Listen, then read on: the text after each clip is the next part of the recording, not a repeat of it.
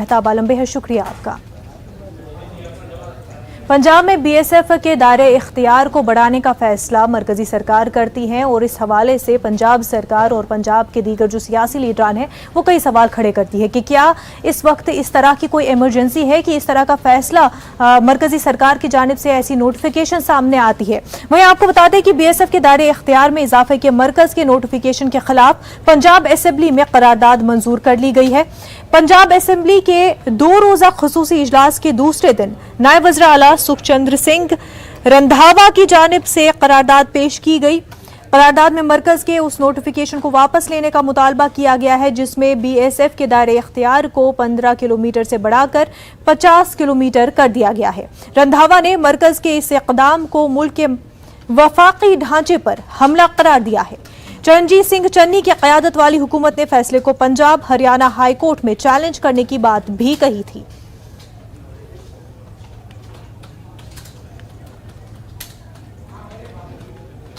आपको बता दें कि पंजाब में बीएसएफ के दायरे इख्तियार को बढ़ाने का फैसला मरकजी सरकार करती है। 50 किलोमीटर तक बीएसएफ के दायरे इख्तियार को बढ़ाने का फैसला लिया जाता है और उसकी वजह यह बताई जाती है कि यूनिफॉर्मिटी आएगी। दीगर रियासतों में भी 50 किलोमीटर है तो इस तरह से पूरे मुल्क में बीएसएफ के दायरे इख्तियार के हवाले से यूनिफॉर्मिटी आएगी। लेकिन पंजाब सरकार और पंजाब की दीगर जो पॉलिटिकल पार्टियां हैं वो इससे खुश नहीं हैं। चंडीगढ़ से हमारे नुमाइंदे सूरज इस वक्त हमारे साथ जुड़ चुके हैं। सूरज, रेजोल्यूशन जो है पास किया गया है बीएसएफ के हवाले से, उनके दायरे इख्तियार के हवाले से जो नोटिफिकेशन सेंट्रल गवर्नमेंट ने लाया था, लेकिन क्या असर पड़ेगा इस रेजोल्यूशन का जो सेंट्रल गवर्नमेंट है उसके फैसले पर?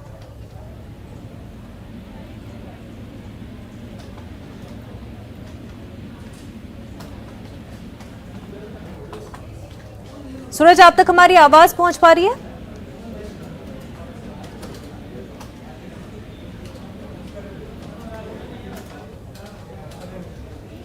तो आपको बता दें कि पंजाब असेंबली के 2 रोजा खुसूसी इजलास के दूसरे दिन नायब वज़ीर आला की जानिब से यह करारदाद पेश की गई है। करारदाद में मरकज के उस नोटिफिकेशन को वापस लेने का मुतालबा किया गया है जिसमें बीएसएफ के दायरे इख्तियार को 15 किलोमीटर से बढ़ाकर 50 किलोमीटर कर दिया गया है।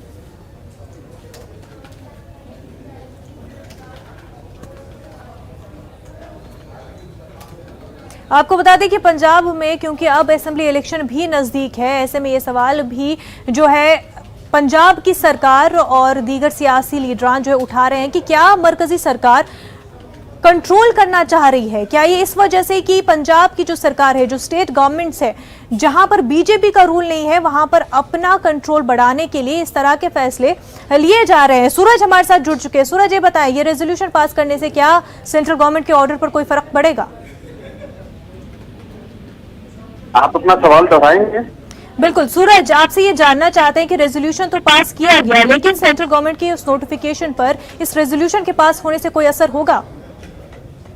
देखिए, इन पर असर नहीं होगा बहुत ज्यादा, क्योंकि केंद्र की जो है इसको राज्यपाल के पास किया जाएगा, फिर राष्ट्रपति की मंजूरी के लिए भी ये जाएगा, जो कि संभव नहीं दिख रहा है। क्योंकि पहले जो कैप्टन अमरिंदर सिंह जब चीफ मिनिस्टर थे, उन्होंने भी खास तौर पर जो 3 खेती कानूनों को लेकर के जो अपने बिल बनाए थे और केंद्र सरकार से जो है एक रेजोल्यूशन लेके आए थे कि वो रद्द करे, वो भी अभी गवर्नर के पास ही है। तो इस बिल का भी को बहुत ज्यादा इसका हल होता दिखाई नहीं दे रहा है कि इसका कोई असर पड़ेगा। लेकिन राजनीतिक तौर पर जरूर कांग्रेस के नेता लोगों के बीच में जाकर ये कहेंगे कि हमने इसका पूरा जो है विधानसभा में भी इसका विरोध किया। जी बिल्कुल। तो सूरज, क्या ये सिर्फ इस वजह से कि अब क्योंकि इलेक्शन भी आने हैं तो सीएम ने ये भी कह दिया है कि हम तो ये मामला हाईकोर्ट तक भी लेके जाएंगे, तो बस क्योंकि लोगों के बीच जाना है और उनके बीच जो है आने वाले इलेक्शन के हवाले से कुछ बातें भी कहनी है, इस वजह से भी अहम हो जाता है चन्नी के लिए? बिल्कुल। देखिए, कुछ अधिकार जो हैं वो सेंटर के पास हैं, चाहे वो खेती कानूनों की बात हो या बीएसएफ के दायरे को बढ़ाने की बात हो।